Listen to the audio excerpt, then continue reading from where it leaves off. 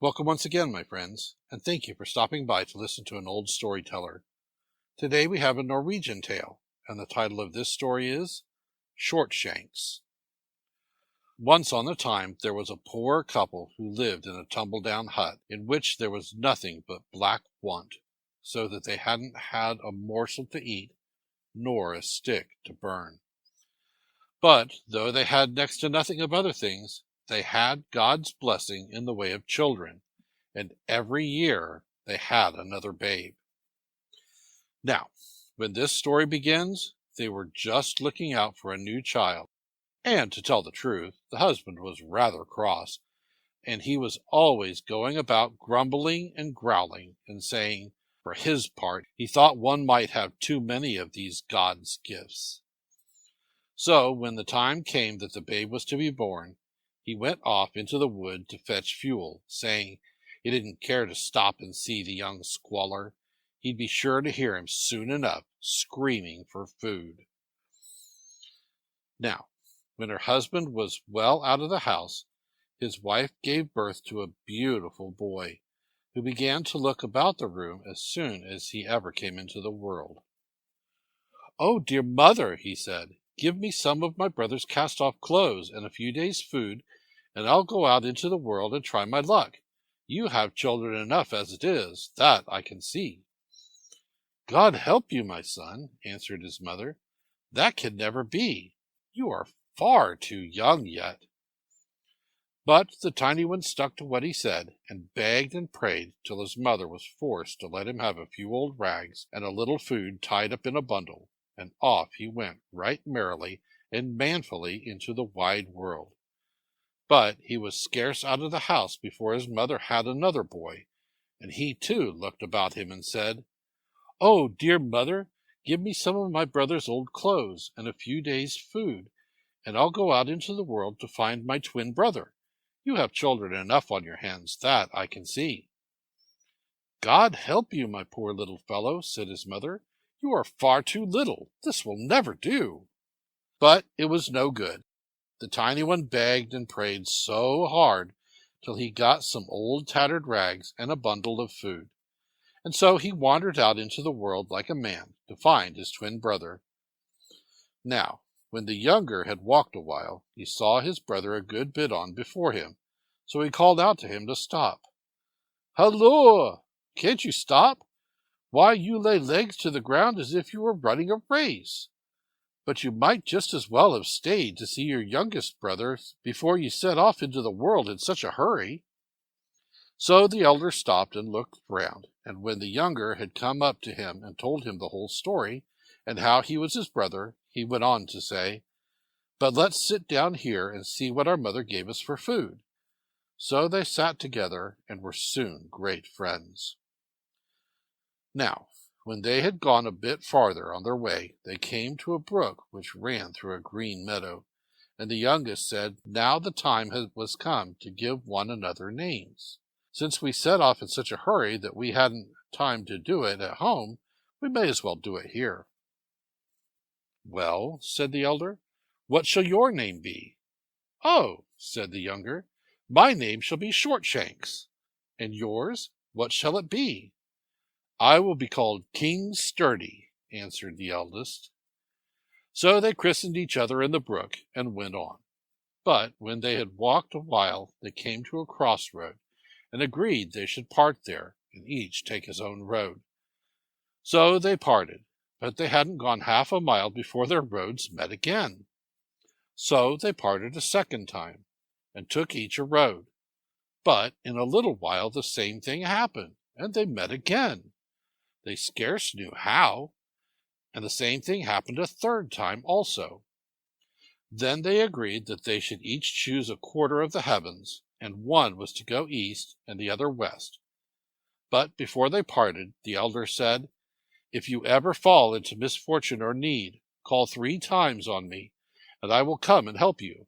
But mind you don't call on me till you are at the last pinch." "Well," said Shortshanks, "if that's to be the rule, I don't think we shall meet again very soon." After that they bade each other good-bye, and Shortshanks went east, and King Sturdy west. Now, you must know when Shortshanks had gone a good bit alone, he met an old crooked-backed hag who had only one eye, and Shortshanks snapped it up. "Oh, oh!" screamed the hag. "What has become of my eye?" "What will you give me," asked Shortshanks, "if you get your eye back?" "I'll give you a sword, and such a sword! It will put a whole army to flight, be it ever so great," answered the old woman. "Out with it, then," said Shortshanks. So the old hag gave him the sword, and got her eye back again. After that Shortshanks wandered on a while, and another old crooked-back hag met him who had only one eye, which Shortshanks stole before she was aware of him. "Oh, oh! What has become of my eye?" screamed the hag. "What will you give me to get your eye back?" asked Shortshanks. "I'll give you a ship," said the woman, "which can sail over fresh water and salt water, and over high hills and deep dales." "Well, out with it," said Shortshanks. So the old woman gave him a little tiny ship, no bigger than he could put in his pocket, and she got her eye back again, and each went their way. But when he had wandered on a long way, he met a third time an old crooked-back hag with only one eye. This eye, too, Shortshanks stole, and when the hag screamed and made a great to-do, bawling out what had become of her eye, Shortshanks said, "What will you give me to get back your eye?" Then she answered, "I'll give you the art how to brew 100 lasts of malt at one strike." Well, for teaching that art the old hag had got back her eye, and they each went their way. But when Shortshanks had walked a little way, he thought it might be worth while to try his ship. So he took it out of his pocket and put first one foot into it, and then the other. And as soon as he ever set one foot into it, it began to grow bigger and bigger. And by the time he set the other foot into it, it was as big as other ships that sail on the sea. Then Shortshanks said, "Off and away, over fresh water and salt water, over high hills and deep dales, and don't stop until you come to the king's palace." And lo! away went the ship, as swift as a bird through the air, till it came down a little below the king's palace, and there it stopped. From the palace windows people had stood and seen Shortshanks come sailing along, and they were all so amazed that they ran down to see who it could be that came sailing in a ship through the air. But while they were running down, Shortshanks had stepped out of his ship and put it in his pocket again, for as soon as he stepped out of it, it became as small as it was when he got it from the old woman. So those who had run down from the palace saw no one but a ragged little boy standing down there by the strand. Then the king asked whence he came, but the boy said he didn't know, nor could he tell them how he got there. There he was, and that was all they could get out of him. But he begged and prayed so prettily to get a place in the king's palace, saying if there was nothing else for him to do, he could carry in wood and water for the kitchen maid, that their hearts were touched, and he got leave to stay there. Now, when Shortshanks came up to the palace, and he saw how it was all hung with black, both outside and in, wall and roof. So he asked the kitchen maid what all the mourning meant. "Don't you know?" said the kitchen maid. "I'll soon tell you. The king's daughter was promised away a long time ago to 3 ogres, and next Thursday evening one of them is coming to fetch her. Ritter Red, it is true, has given out that he is man enough to set her free, but God knows if he can do it, and now you know why we are all in grief and sorrow." So, when Thursday evening came, Ritter Red led the princess down to the strand, for there it was she was to meet the ogre, and he was to stay by her there and watch. But he wasn't likely to do the ogre much harm, I reckon, for as soon as ever the princess had sat down on the strand, Ritter Red climbed up into the great tree that stood there, and hid himself as well as he could among the boughs. The princess begged and prayed him not to leave her, but Ritter Red turned a deaf ear to her, and all he said was, "'Tis better for one to lose life than for two." That was what Ritter Red said. Meantime, Shortshanks went to the kitchen maid and asked her so prettily if he mightn't go down to the strand for a bit. "And what should you take down to the strand?" asked the kitchen maid. "You know you've no business there." "Oh, dear friend," said Shortshanks, "do let me go. I should so like to run down there and play a while with the other children, that I should. "Well, well," said the kitchen maid, "off with you. But don't let me catch you staying there a bit over the time when the brose for supper must be set on the fire, and the roast put on the spit.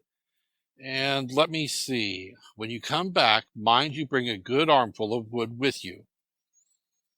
Yes, Shortshanks would mind all that, so he ran down to the strand. But just as he got to the spot where the princess sat, what should come but the ogre tearing along in his ship, so that the wind roared and howled after him. He was so tall and stout it was awful to look on him, and he had 5 heads of his own. "Fire and flame!" screamed the ogre. "Fire and flame yourself," said Shortshanks. "Can you fight?" roared the ogre. "If I can't, I can learn," said Shortshanks. So the ogre struck at him with a great thick iron club which he had in his fist, and the earth and stones flew up 5 yards into the air after the stroke. "My!" said Shortshanks, "that was something like a blow. But now you shall see a stroke of mine." Then he grasped a sword he had got from the old crooked back hag, and cut at the ogre, and away went all his 5 heads flying over the sand. So when the princess saw she was saved, she was so glad that she scarce knew what to do, and she jumped and danced for joy. "Come, lie down and sleep a little in my lap," she said to Shortshanks, and as he slept she threw over him a tinsel robe. Now, you must know it wasn't long before Ritter Red crept down from the tree, as soon as he saw there was nothing to fear in the way, and he went up to the princess and threatened her, until she promised to say it was he who had saved her life, for if she wouldn't say so, he said he would kill her on the spot. After that he cut out the ogre's lungs and tongue, and wrapped them up in his handkerchief, and so led the princess back to the palace, and whatever honors he had not got before he got then, for the king did not know how to find honor enough for him, and made him sit every day on his right hand at dinner. As for Shortshanks, he was first of all on board the ogre's ship, and took a whole heap of gold and silver rings, as large as hoops, and trotted off with them as hard as he could to the palace. When the kitchen maid saw her eyes on all that gold and silver, she was quite scared, and asked him, "But, dear good Crookshanks, wherever did you get all this from?" For she was rather afraid he hadn't come rightly by it. "Oh," answered Crookshanks, "I went home for a bit, and there I found these hoops, which had fallen off some old pails of ours, so I laid hands on them for you, if you must know." Well, when the kitchen maid heard they were for her, she said nothing more about the matter, but thanked Shortshanks, and they were good friends again. The next Thursday evening it was the same story over again. All were in grief and trouble, but Ritter Red said, as he had saved the princess from one ogre, it was hard if he couldn't save her from another, and down he led her to the strand as brave as a lion. But he didn't do this ogre much harm either, for when the time came that they looked for the ogre, he said, as he had said before, "'Tis better one should lose life than 2, and crept up into his tree again. But Shortshanks begged the kitchen maid to let him go down to the strand for a little. "Oh," asked the kitchen maid, "and what business have you down there?" "Dear friend," said Shortshanks, "do pray let me go. I long so to run down and play for a while with the other children." Well, the kitchen maid gave him leave to go, but he must promise to be back by the time the roast was turned, and he was to mind and bring a big bundle of wood with him.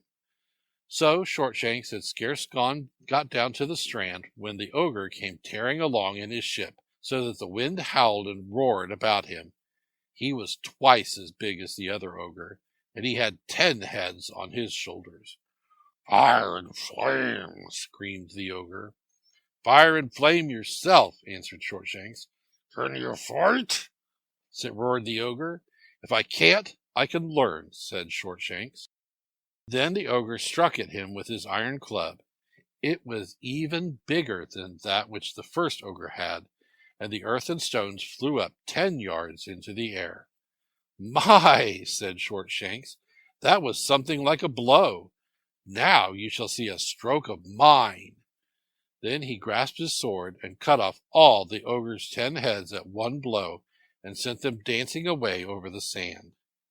Then the princess said again to him, "Lie down and sleep a little while on my lap."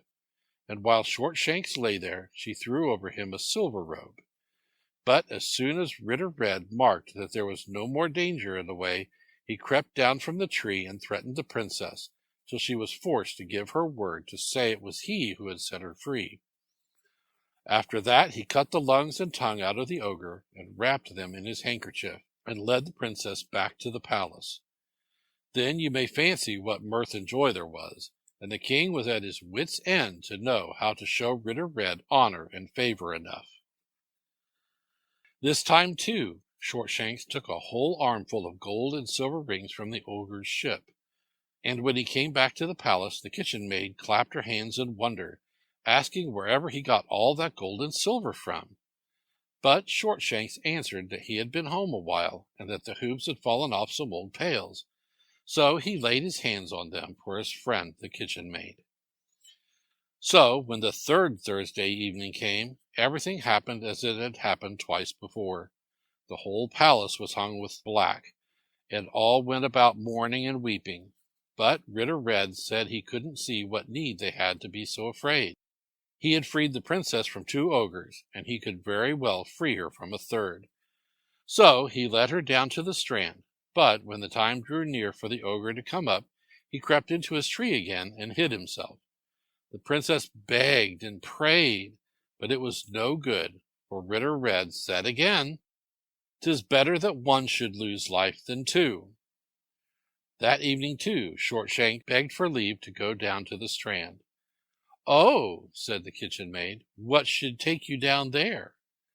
But he begged and prayed so that at last he got his leave to go, only he had to promise to be back in the kitchen again when the roast was to be turned. So off he went, but he had scarce reached the strand when the ogre came with the wind howling and roaring after him. He was much, much bigger than either of the other 2, and he had 15 heads on his shoulders. "Fire and flame!" roared out the ogre. "Fire and flame yourself," said Shortshanks. "Can you fight?" screamed the ogre. "If I can't, I can learn," said Shortshanks. "I'll soon teach you," screamed the ogre, and struck at him with his iron club, so that the earth and stones flew 15 yards into the air. "My!" said Shortshanks, "that was something like a blow, but now you shall see a stroke of mine." As he said that, he grasped his sword and cut off all the ogre's 15 heads at one blow, and sent them all dancing over the sand. So the princess was freed from all the ogres, and she both blessed and thanked Shortshanks for saving her life. "Sleep now a while on my lap," she said, and he laid his head on her lap, and while he slept she threw over him a golden robe. "But how shall we let it be known that it is you who have saved me?" she asked when he awoke. "Oh, I'll soon tell you," answered Shortshanks. "When Ritter Red has led you home again, and given himself out as the man who has saved you, you know he is to have you to wife and half the kingdom. Now, when they ask you on your wedding day whom you will have to be your cupbearer, you must say, 'I will have the raggedy boy who does odd jobs in the kitchen, and carries in wood and water for the kitchen maid. So when I am filling your cup, I will spill a drop on his plate, but none on yours. Then he will be wroth and give me a blow, and the same thing will happen 3 times. But the 3rd time you must mind and say, "Shame on you, to strike my heart's darling. He it is who set me free, and him will I have." After that, Shortshanks ran back to the palace, as he had done before, but he went first on board the ogre's ship, and took a whole heap of gold, silver, and precious stones. and out of them he gave the kitchen maid another great armful of gold and silver rings. Well, as for Ritter Red, as soon as he saw that all risk was over, he crept down from his tree and threatened the princess till she was forced to promise she would say it was he who had saved her. After that he led her back to the palace, and all the honor shown him before was nothing to what he got now, for the king thought of nothing else than how he might best honor the man who had saved his daughter from the 3 ogres. As for his marrying her and having half the kingdom, that was a settled thing, the king said. But when the wedding day came, the princess begged she might have the raggedy boy who carried in wood and water for the cook to be her cupbearer at the bridal feast. "I can't think why you should want to bring that filthy beggar boy in here," said Ritter Red. But the princess had a will of her own, and said she would have him and no one else to pour out her wine. So she had her way at last.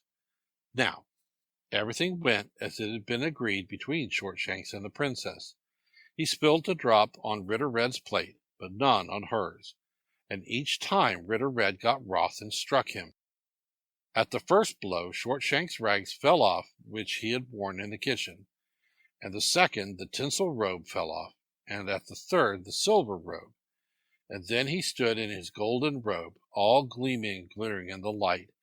Then the princess said, "Shame on you to strike my heart's darling. He has saved me, and him will I have." Ritter Red cursed and swore that it was he who had set her free. But the king put in his word and said, "The man who saved my daughter must have some token to show for it."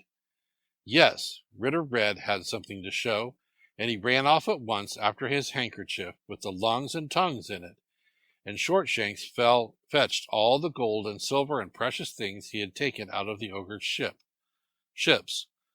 So each laid his tokens before the king, and the king said, "The man who has such precious stores of gold, silver, and diamonds must have slain the ogres, and spoiled his goods, for such things are not to be had elsewhere."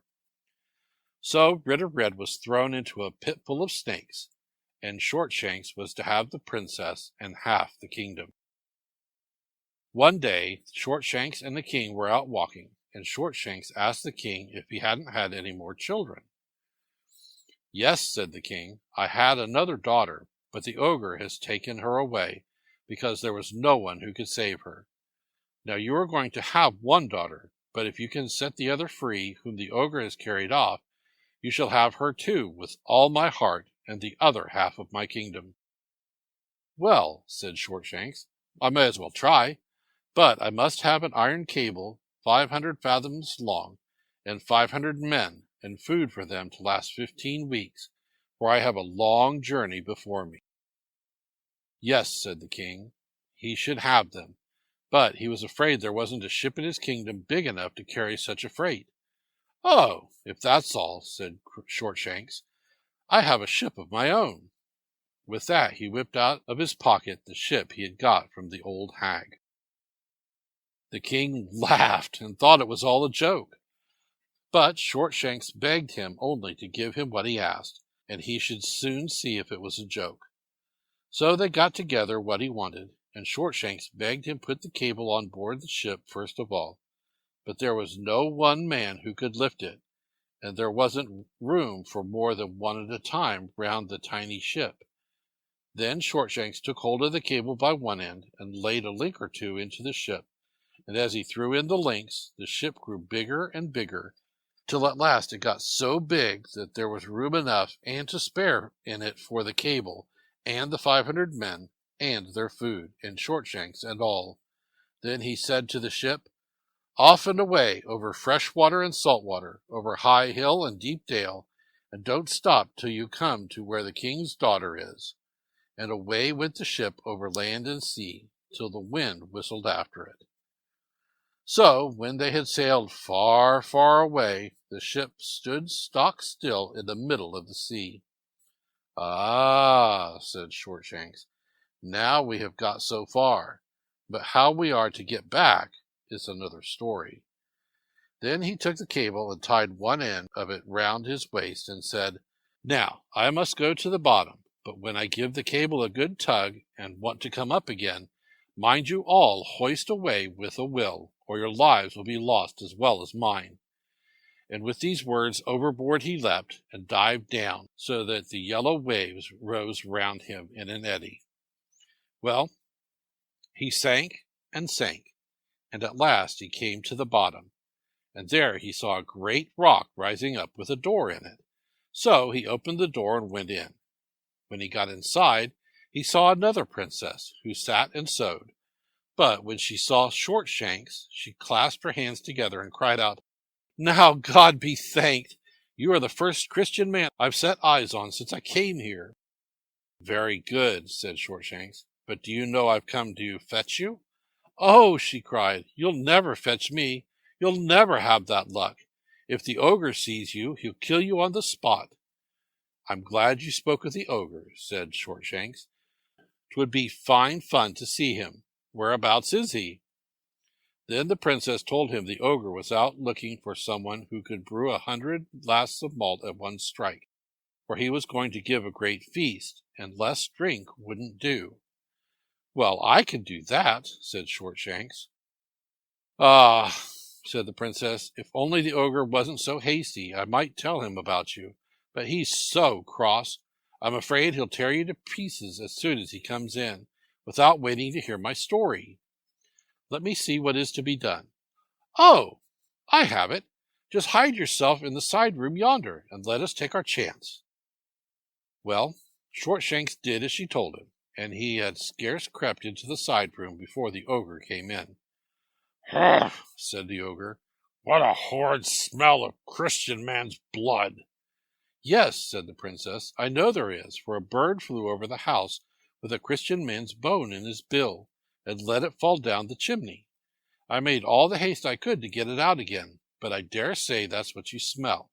"Ugh," said the ogre, "like enough." Then the princess asked the ogre if he had laid hold of anyone who could brew 100 lasts of malt at one strike. "No," said the ogre, "I can't hear of anyone who can do it."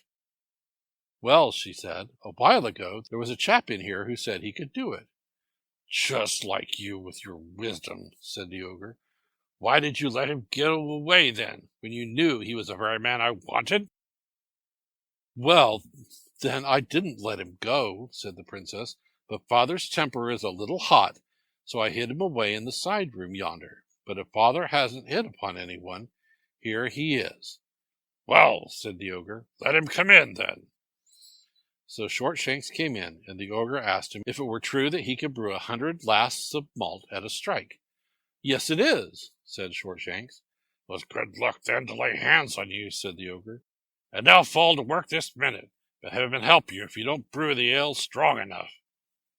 "Oh," said Shortshanks, "never fear, it shall be stinging stuff." And with that he began to brew without more fuss, but all at once he cried out, "I must have more of you ogres to help in the brewing, for these I haven't got any half strong enough." Well, he got more, so many that there was a whole swarm of them, and then the brewing went on bravely. Now, when the sweet wort was ready, they were all eager to taste it, you may guess. First of all the ogre, and then all his kith and kin.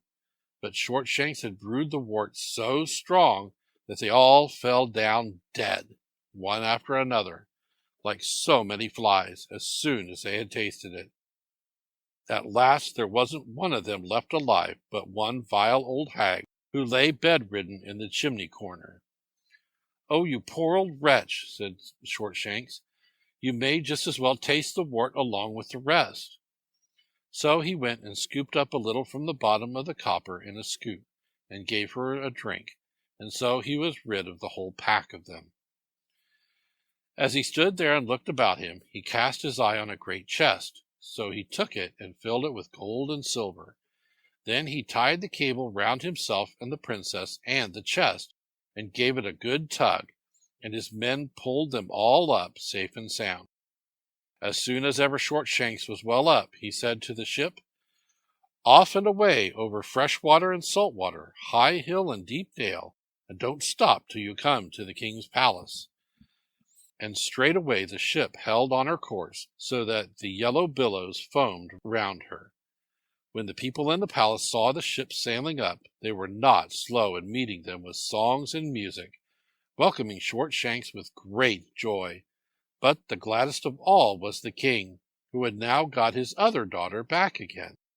But now Shortshanks was rather downhearted, for you must know that both the princesses wanted to have him, and he would have no other than the one he had first saved, and she was the youngest. So he walked up and down, and thought what he should do to get her, and yet do something to please her sister. Well, one day as he was turning the thing over in his mind, it struck him if he only had his brother King Sturdy, who was so like him that no one could tell the one from the other, he would give up to him the other princess and half of the kingdom, for he thought one half was quite enough. Well, as soon as ever this came into his mind, he went outside the palace and called on King Sturdy, but no one came. So he called a second time, a little louder, but still no one came. Then he called out the third time, "King Sturdy," with all his might, and there stood his brother before him. "Didn't I say," he said to Shortshanks, "didn't I say you were not to call me except in your utmost need? And here there is not so much as a gnat to do you any harm." And with that he gave him such a box on the ear that Shortshanks tumbled head over heels on the grass. "Now shame on you to hit so hard," said Shortshanks. "First of all, I won a princess and half the kingdom, and then I won another princess and the other half of the kingdom. And now I'm thinking to give you one of the princesses and half the kingdom. Is there any rhyme or reason in giving me such a box on the ear?" When King Sturdy heard that, he begged his brother to forgive him, and they were soon as good friends as ever again. "Now," said Shortshanks, "you know we are so much alike that no one can tell one from the other. So just change clothes with me and go into the palace. Then the princess will think it is I that am coming in, and the one that kisses you first you shall have for your wife, and I will have the other for mine." And he said this because he knew well enough that the elder king's daughter was the stronger, and so he could very well guess how things would go. As for King Sturdy, he was willing enough, so he changed clothes with his brother and went into the palace. But when he came into the princess's bower, they thought it was Shortshanks, and both ran up to him to kiss him. But the elder, who was stronger and bigger, pushed her sister to one side and threw her arms round King Sturdy's neck and gave him a kiss. And so he got her for his wife, and Shortshanks got the younger princess. Then they made ready for the wedding, and you may fancy what a grand one it was, when I tell you that the fame of it was noised abroad over 7 kingdoms. Thank you once again for listening to this story. If you enjoyed this story, please press that like button. Also, please help an old storyteller out by subscribing to my channel. The next story will be posted in a few days, so until then, may your story continue to be a good one.